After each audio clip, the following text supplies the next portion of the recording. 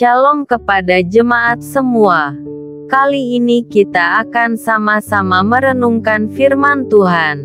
Sebelum kita mulai, jangan lupa untuk subscribe Hosiana TV ini ya.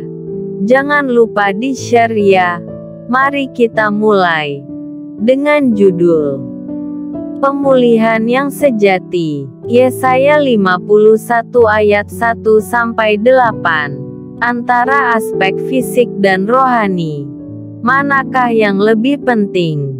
Persoalan inilah yang tampak dalam kata-kata penghiburan Allah kepada Sion. Tuhan akan membangun kembali kota itu dan memulihkan sukacita mereka seperti sedia kala. Akan tetapi, pemulihan yang Tuhan kehendaki tidak hanya yang bersifat fisik, melainkan pemulihan rohani juga. Oleh karena itu, di bagian ini terdapat padanan kata perintah untuk mendengarkan sebanyak 6 kali. Ini cukup banyak dan yang mereka dengar adalah pengajaran dan hukum Tuhan. Dengan demikian, mereka tidak perlu takut dengan omongan pihak lain yang menceritakan aib mereka.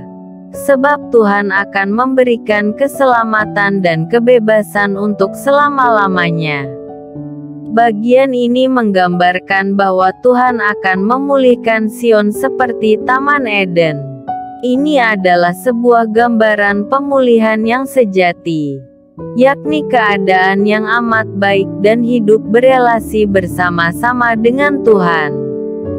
Keadaan pemulihan rohani inilah yang terpenting, sebab pemulihan fisik tidak akan bertahan selamanya, tidak mendatangkan sukacita yang sesungguhnya, dan tidak memberi keselamatan kekal kepada mereka.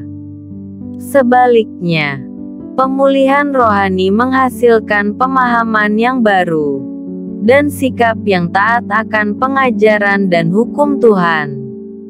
Ayub, misalnya, tidak hanya menerima kembali hal-hal jasmani dari Tuhan, tetapi juga pemulihan tentang pemahaman mengenai Tuhan yang Maha Kuasa. Lihat Ayub 39 ayat 34-38. Pada zaman Yesaya pemulihan ini belum tergenapi sepenuhnya. Pemulihan rohani yang sempurna ada dalam Yesus Kristus yang memulihkan perdamaian antara Allah dan manusia, sehingga membawa umat Tuhan kepada keselamatan yang kekal. Dengan rendah hati, kita meminta Tuhan untuk terus memulihkan kerohanian kita, sehingga kita mengalami pemulihan relasi dengan Tuhan sebagai berkat terbesar di sepanjang hidup kita.